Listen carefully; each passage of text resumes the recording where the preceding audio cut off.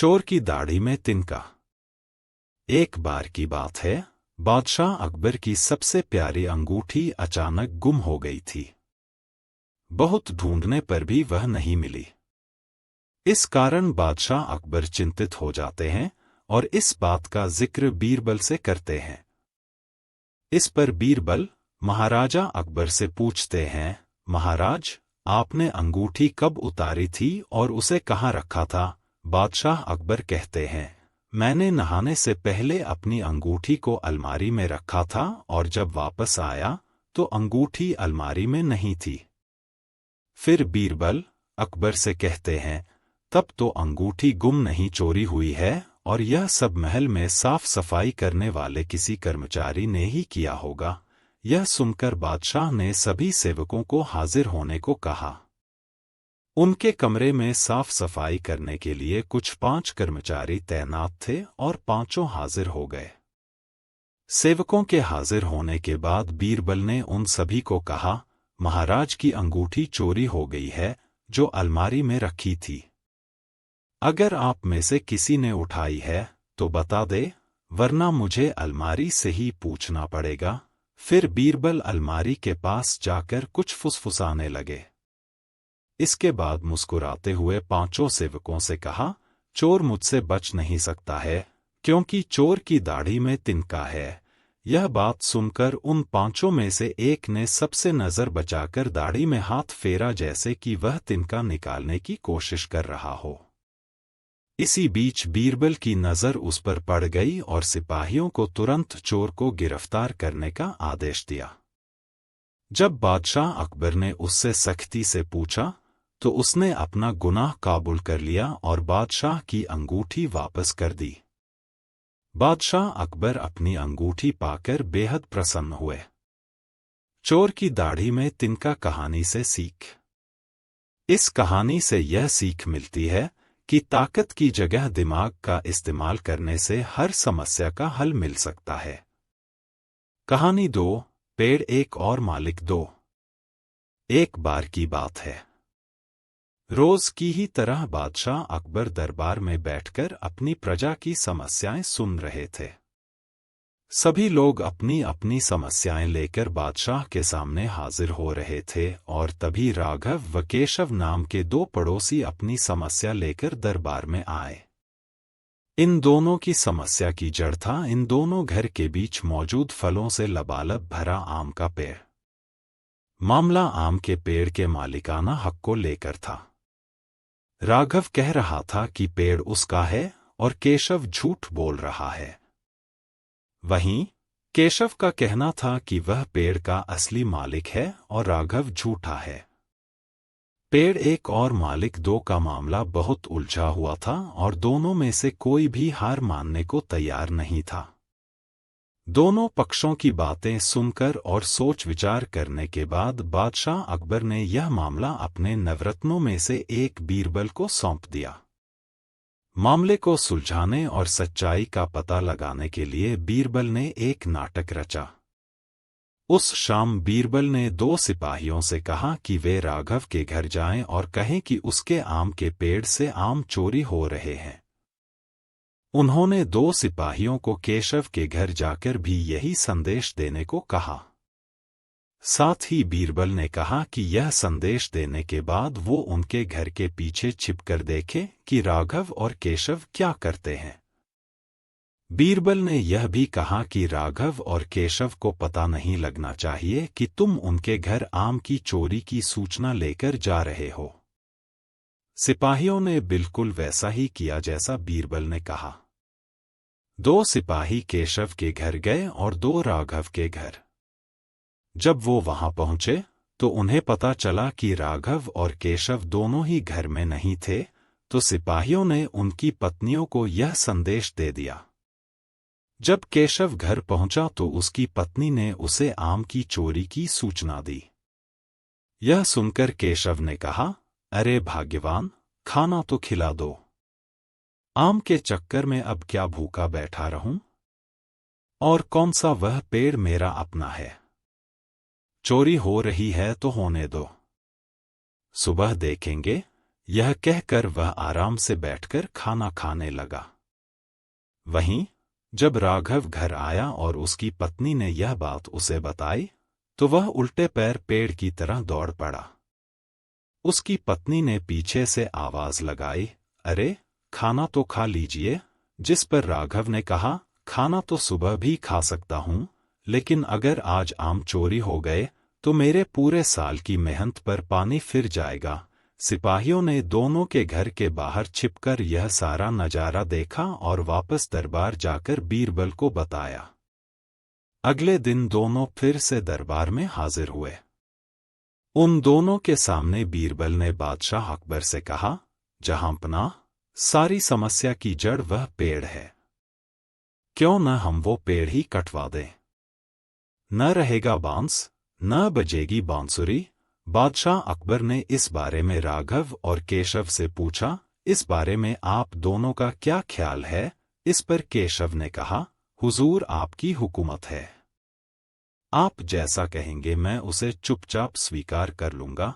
वहीं राघव ने कहा, मालिक, मैंने 7 वर्ष तक उस पेड़ को सींचा है, आप चाहें तो उसे केशव को दे दीजिए, लेकिन कृपा करके उसे कटवाएं ना। मैं आपके आगे हाथ जोड़ता हूं। उन दोनों की बात सुनकर बादशाह अकबर ने बीरबल की तरह देखा और कहा, अब आपका क्या कहना है बीरबल? इसके बाद बीरबल ने बादशाह को बीती रात का किस्सा सुनाया और मुस्कुराते हुए कहा, हुजूर, पेड़ एक और मालिक 2, ऐसा कैसे हो सकता है? कल रात हुई घटना और आज हुई इस बात के बाद यह साबित हो चुका है कि राघव ही पेड़ का असली मालिक है और केशव झूठ बोल रहा है। यह सुनकर बादशाह ने बीरबल को शाबाशी दी। उन्होंने अपने हक के खातिर लड़ने के लिए राघव को बधाई दी और चोरी करने व झूठ बोलने के लिए केशव को जेल में बंद करने का आदेश दिया। कहानी से सीख। एक पेड़ और 2 मालिक कहानी से हमें यह सीख मिलती है कि परिश्रम किए बिना छल से किसी और की चीज चुराने का अंजाम बुरा होता है। कहानी 3, बीरबल की खिचड़ी। सर्दियों का मौसम था। बादशाह अकबर अपने बागीचे में बीरबल व एक अन्य मंत्री के साथ टहल रहे थे। टहलते हुए बादशाह अकबर ने अपने मंत्री से कहा, इस साल कुछ ज्यादा ही ठंड पड़ रही है।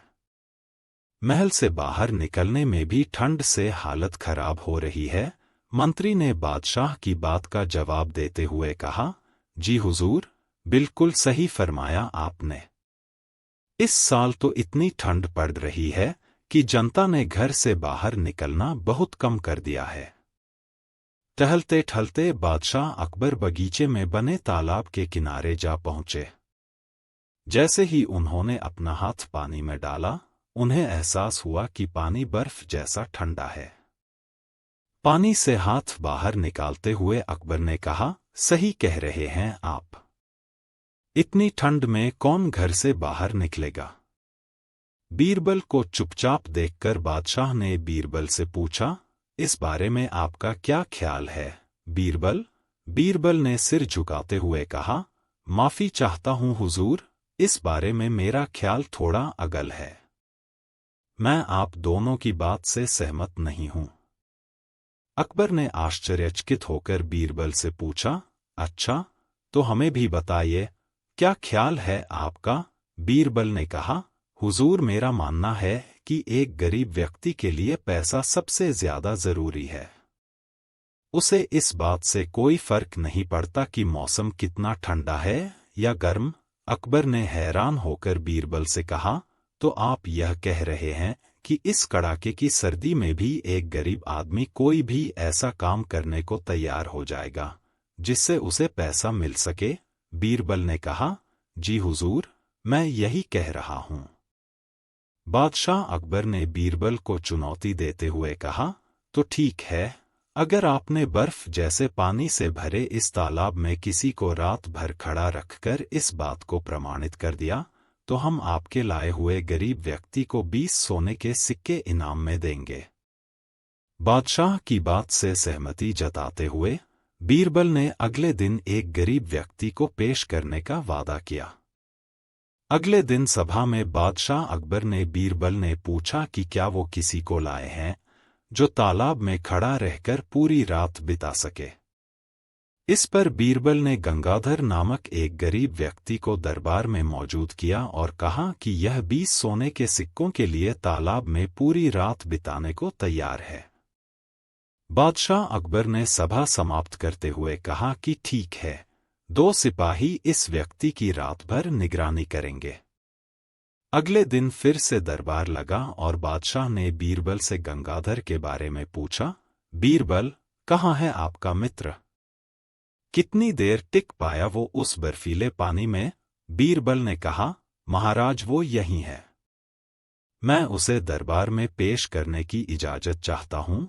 बादशाह की इजाजत मिलते ही बीरबल ने गंगाधर को दरबार में बुलाया। बादशाह अकबर ने गंगाधर को शाबाशी देते हुए कहा, हमें इस बात पर यकीन नहीं हो रहा है कि तुम पूरी रात उस बर्फ जैसे पानी में रहे और आज हमारे सामने सही सलामत खड़े हो। यह तुमने कैसे किया? पूरी सभा को बताओ।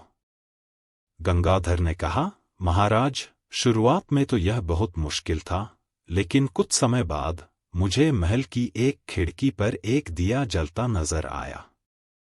उस दिए को देखते हुए मैंने सारी रात बिता दी। बादशाह अकबर ने चौंक कर कहा, यह तो धोखा है, तुमने हमारे महल के जलते दिए की गर्मी से सारी रात बिता ली। फरेबी! तुम्हारे इस धोखे के लिए हम तुम्हें सजा नहीं दे रहे हैं, लेकिन तुम अब इस इनाम के हकदार भी नहीं हो। यह कहते हुए अकबर ने अपने सिपाहियों से गंगाधर को महल से बाहर ले जाने को कह दिया और सभा समाप्त करके अपने कमरे में चले गए। अगले दिन रोज की तरह सभा लगी। जब बादशाह अकबर सभा में आए तो उन्होंने देखा कि सभी दरबारी अपनी अपनी जगह पर मौजूद थे, सिवाय बीरबल के। बादशाह ने एक सिपाही से पूछा कि बीरबल कहाँ है, तो उसने बताया कि वो आज महल नहीं आए हैं। बादशाह ने सिपाही से कहा कि वो तुरंत बीरबल के घर जाएं और उन्हें लेकर आए। कुछ समय बाद सिपाही अकेले ही दरबार में लौट आया। बादशाह के पूछने पर सिपाही ने बताया, बीरबल अपने घर में खाना पका रहे हैं और उन्होंने कहा है कि खाना पूरी तरह पक जाने के बाद ही वो दरबार आएंगे। सिपाही की यह बात सुनकर बादशाह सोच में पड़ गए, क्योंकि आज से पहले कभी भी बीरबल ने महल आने में देर नहीं की थी। अकबर को कुछ संदेह हुआ और उन्होंने बीरबल के घर जाने का निर्णय लिया। जब बादशाह अकबर बीरबल के घर पहुंचे तो उन्होंने देखा कि बीरबल ने एक ऊंची खूंटी पर एक हांडी टांग रखी है और उसके नीचे जमीन पर लकड़ियां जला रखी हैं। बादशाह आश्चर्यचकित हो गए और बीरबल से पूछा कि वह क्या कर रहे हैं। इस पर बीरबल ने जवाब दिया कि वह अपने भोजन के लिए खिचड़ी पका रहे हैं। बादशाह अकबर ने कहा, क्या तुम पागल हो गए हो? यह खिचड़ी कैसे पक सकती है? तुमने हांडी को इतने ऊपर टांग रखा है और आग नीचे जल रही है। ऐसे में खिचड़ी पकने के लिए हांडी तक गर्मी कैसे पहुंचेगी? इस बात पर बीरबल ने बहुत आराम के साथ बादशाह से कहा, क्यों नहीं पहुंचेगी हुजूर? जब महल की खिड़की पर रखे एक दिए से गंगाधर को गर्मी मिल सकती है, तो मेरी खिचड़ी की हांडी तो फिर भी आग के बहुत नजदीक है। बीरबल की बात सुनकर बादशाह हैरान हो गए और मुस्कुराते हुए कहा, हम तुम्हारी बात अच्छी तरह समझ गए बीरबल। इसके बाद उन्होंने गंगाधर को महल में बुलवाया और उसे 20 सोने के सिक्कों का इनाम दिया। बीरबल की चतुराई के लिए उन्होंने बीरबल को भी इनाम दिया। कहानी से सीख। बच्चों, बीरबल की खिचड़ी की कहानी से हमें यह सीख मिलती है कि दूसरों की सफलता के पीछे किए गए परिश्रम को जाने बगैर उनके बारे में राय नहीं बनानी चाहिए। कहानी 4, उम्र बढ़ाने वाला पेड़। एक समय की बात है जब बादशाह अकबर का परचम पूरे विश्व में फैलने लगा था। उसी दौरान तुर्किस्तान के बादशाह को अकबर की बुद्धिमत्ता की परीक्षा लेने की सूझी। तुर्किस्तान के बादशाह ने अपने दूत को संदेश पत्र देकर कुछ सिपाहियों के साथ दिल्ली रवाना किया। बादशाह ने पत्र में लिखा था, मुझे सुनने में आया है कि भारत में ऐसा पेड़ है जिसके पत्ते को खाकर इंसान की आयु बढ़ाने में मदद मिल सकती है। अगर यह बात सच है तो मेरे लिए उस पेड़ के कुछ पत्ते जरूर भेजें। जब अकबर ने उस पत्र को पढ़ा तो वह सोच में पड़ गए। इस चिंता से उबरने के लिए अकबर ने बीरबल का सहारा लिया। बीरबल की सलाह पर बादशाह अकबर ने तुर्किस्तान से आए सिपाहियों और दूत को कैद करने का आदेश दिया। सिपाही और दूत के कैदखाने में कई दिन बीत जाने के बाद अकबर और बीरबल एक दिन उनसे मिलने गए। अकबर और बीरबल को आते देखकर वो सोचने लगे कि उन्हें रिहाई मिल जाएगी, लेकिन ऐसा नहीं हुआ। बादशाह अकबर जब उनके पास पहुंचे तो उन्होंने दूत से कहा, जब तक इस किले की एक दो ईंट गिर नहीं जाती तब तक आप लोगों को आजाद नहीं करेंगे। ऐसा होने तक आप सभी के लिए यहाँ खाने पीने का पूरा इंतजाम किया जाएगा। इतना कहकर बादशाह अकबर और बीरबल वहां से चले गए। उनके जाने के बाद दूत और सिपाही कैद से निकलने के लिए उपाय सोचने लगे। जब कोई रास्ता नजर नहीं आया तो भगवान से प्रार्थना करने लगे। जल्द ही उनकी प्रार्थना रंग लाई और कुछ दिनों बाद अचानक तेज भूकंप आया और भूकंप के कारण किले का एक भाग टूटकर गिर गया। यह घटना के बाद दूत ने अकबर के पास किले की दीवार गिरने की खबर भिजवाई। यह खबर सुनते ही बादशाह अकबर को अपना वादा याद आया और उन्होंने तुर्किस्तान के दूत व सिपाहियों को दरबार में प्रस्तुत होने का आदेश दिया। उनके दरबार में पहुंचते ही बादशाह अकबर बोले, अब तो आप सबको अपने बादशाह के द्वारा भेजे गए पत्र का उत्तर मिल गया होगा। अगर अब भी आपको समझ नहीं आया है तो मैं समझा देता हूं। तुम सिर्फ 100 लोग हो और तुम्हारी आह सुनकर किले का एक हिस्सा गिर गया, तो सोचो जिस देश में हजारों लोगों पर अत्याचार होते हैं, उस देश के बादशाह की आयु कैसे बढ़ेगी। लोगों की आह से उसका पतन तो निश्चित है। हमारे भारत देश में किसी गरीब पर अत्याचार नहीं होता। यही होता है आयुवर्धक वृक्ष। उसके कुछ दिन बाद बादशाह ने उन सभी को उनके देश भेज दिया है और रास्ते में होने वाले खर्चे के लिए कुछ पैसे भी दिए। दूत ने तुर्किस्तान पहुंचकर भारत में घटित सारी बात विस्तार से बादशाह को बताए। अकबर बीरबल की बुद्धिमत्ता देखकर तुर्किस्तान के बादशाह ने दरबार में उनकी बहुत प्रशंसा की। कहानी से सीख। इस कहानी से यह सीख मिलती है कि सभी के साथ प्रेम से रहना चाहिए और कमजोर पर अत्याचार नहीं करना चाहिए। साथ ही वही देश तरक्की करता है जहां प्रजा सुखी रहती है। कहानी 5, कौवों की गिनती। बीरबल की चतुराई से बादशाह अकबर और सभी दरबार परिचित थे। फिर भी अकबर बीरबल की चतुराई का परीक्षा लेते रहते थे।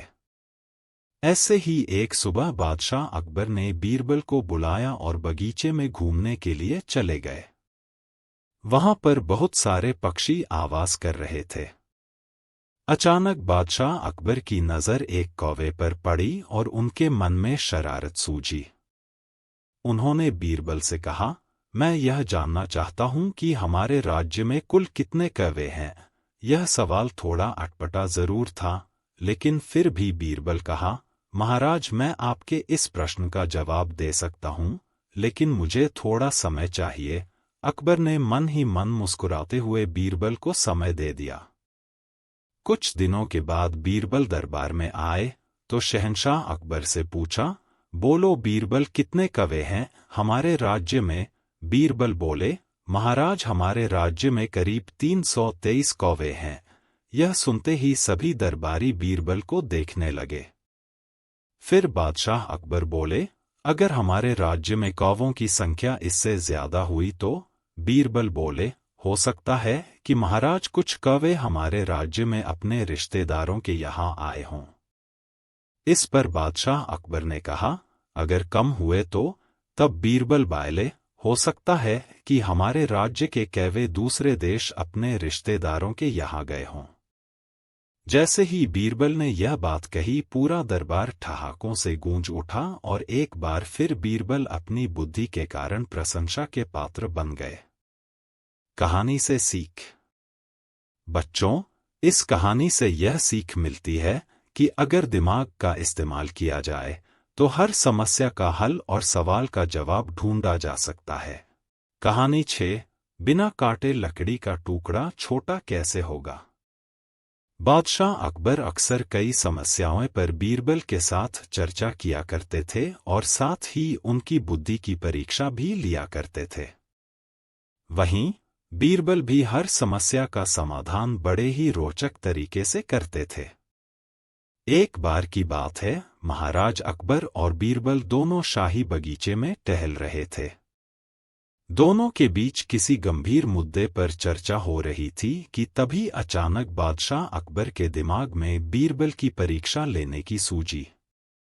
बादशाह अकबर ने पास में पड़ी हुई एक लकड़ी की ओर इशारा करते हुए बीरबल से पूछा, बीरबल एक बात बताओ, ये जो सामने लकड़ी पड़ी हुई है, क्या तुम इसे बिना काटे छोटा कर सकते हो? बीरबल बादशाह अकबर के मन की बात समझ गए और वो लकड़ी बादशाह अकबर के हाथ में देते हुए बोले, जी महाराज, मैं इस लकड़ी को छोटा कर सकता हूँ। बादशाह अकबर बोले, वो कैसे भला? तब बीरबल ने वहीं पास में पड़ी हुई एक बड़ी लकड़ी उठाई और बादशाह अकबर को पकड़ाते हुए पूछा, महाराज, इनमें से छोटी लकड़ी कौन सी है? बादशाह अकबर बीरबल की चतुराई समझ गए और छोटी लकड़ी बीरबल के हाथ में देते हुए बोले, वाकई बीरबल, तुमने बिना काटे लकड़ी को छोटा कर दिया। इसके बाद दोनों जोर जोर से हंसने लगे। कहानी से सीख। बच्चों, इस कहानी से यह सीख मिलती है कि परिस्थिति चाहे जैसी भी हो, दिमाग से काम लेकर उससे बाहर निकलने का रास्ता खोजा जा सकता है।